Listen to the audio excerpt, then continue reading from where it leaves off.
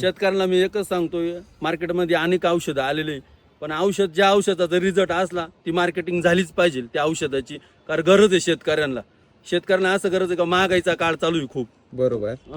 महागाईचा काळ चालू असताना रासायनिक खतांचे खूप दर वाढलेले आहे. Yes. मग आपल्याला ज्या कंपनीचं जे औषध आहे ते रिझल्ट देत असेल तर शेतकऱ्यांसाठी ही मोठी खुश खबर आहे. कमी किमतीमध्ये आणि चांगलं औषध रिझल्ट देणारे असे जर मार्केटमध्ये जर औषधं आले तर शेतकऱ्यांचं कुठंतरी भलं होणार 100%. होम इन्स्प्राइन्स आहे ना, ते सोडल्यानंतर मला असं काही जाणवलं का त्या झाडामध्ये गिरनिरी आणि पान खूप मोठं झालं.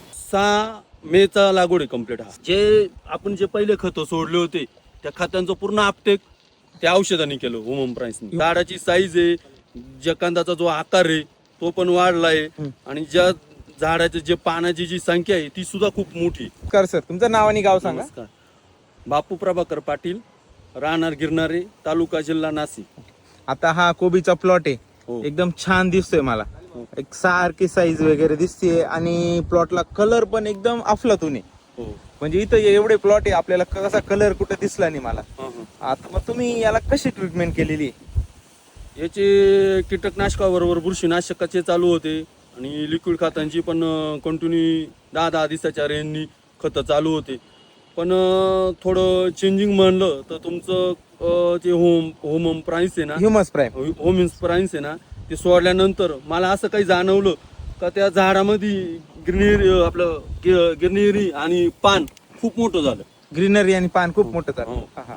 आणि इतर बाजूचा प्लॉट आहे तुमचा. हो. हा, तर तो आपण पाठीमागे बघितला. हो. त्याच्यातून तुमच्यात किती फरक जाणवला? खूप फरक आहे, जवळजवळ 70 ते 80% फरक आहे डायरेक्ट. 80% हो, फरक. 100%. आता तुमच्या पानाची साईज तुम्ही म्हणले 1 फुटाच्या अंतराच्या पुढे. 1 फुटाच्या हो. पुढे. आणि टेम्परेचर खूप होतं एक 15 दिवसापूर्वी. 6 मेचा लागवड आहे कम्प्लीट. 6 मेचा लागवड आहे. हो. ओके.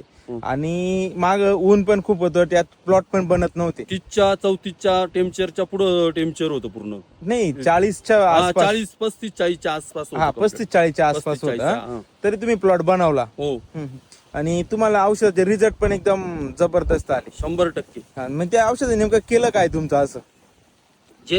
आपण पहिले खतं सोडले होते त्या खतांचं पूर्ण आपटेक त्या औषधाने केलं होम इन्स्प्राइन्सने. ह्युमस प्राईम पूर्ण आपटेक केलं. हो, 100%. झाडाची साईज वगैरे. झाडाची साईज आहे, ज्या कंदाचा जो आकार आहे तो पण वाढलाय आणि ज्या झाडाची जे पानाची जी संख्या आहे ती सुद्धा खूप मोठी. हो, पानाची संख्या. आता मी पण बघितलं इथं हे जे आहे तर पूर्ण 1-1 फुटाचेच पानं दिसायला लागलेले हो. आपल्याला. हो. आणि जो कलर आहे हो. तो पण खूप छान आहे. हो. आणि आता 2 दिवसात आपल्याकडे खूप पाणी सांगितलं होतं नाशिक मध्ये. हो, आता एवढ्या पाण्यात पण तुमचा प्लॉट एकदम फ्रेश. लगातार 7 दिवस पाणी चालू असताना आजच्या कंडिशन मध्ये प्लॉटची म्हणजे परिस्थिती खूप चांगली आजपर्यंत. आणि जे औषध सोडल्यानंतर ज्याचा तो काय रिझल्ट आहे तो आज मला या 7 दिवसाच्या पावसामध्ये दिसून आला कम्प्लीट. 7 दिवसाच्या पावसात हो, दिसतो. complete म्हणजे दिसून तुम्हाला 10 ते 12 दिवस झाले औषध सोडून. हो, 100%. 15 दिवसाच्या आसपास कम्प्लीट.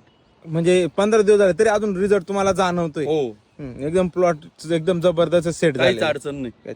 इतर आणि शेतकऱ्यांना काय सांगू शकता तुम्ही? शेतकऱ्यांना मी एकच सांगतोय, मार्केटमध्ये अनेक औषधं आलेले, पण ज्या औषधाचा रिझल्ट असला ती मार्केटिंग झालीच पाहिजे त्या औषधाची. कारण गरज आहे शेतकऱ्यांना असं गरज आहे का महागाईचा काळ चालू आहे खूप. बरोबर. महागाईचा काळ चालू असताना रासायनिक खतांचे खूप दर वाढलेले आहे.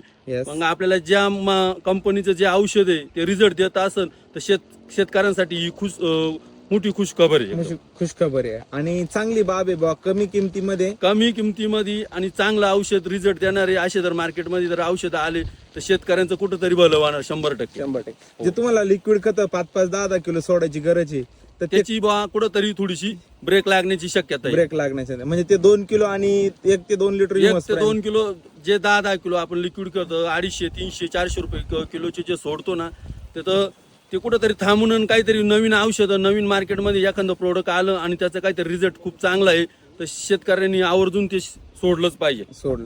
हो. धन्यवाद सर. धन्यवाद. नमस्कार.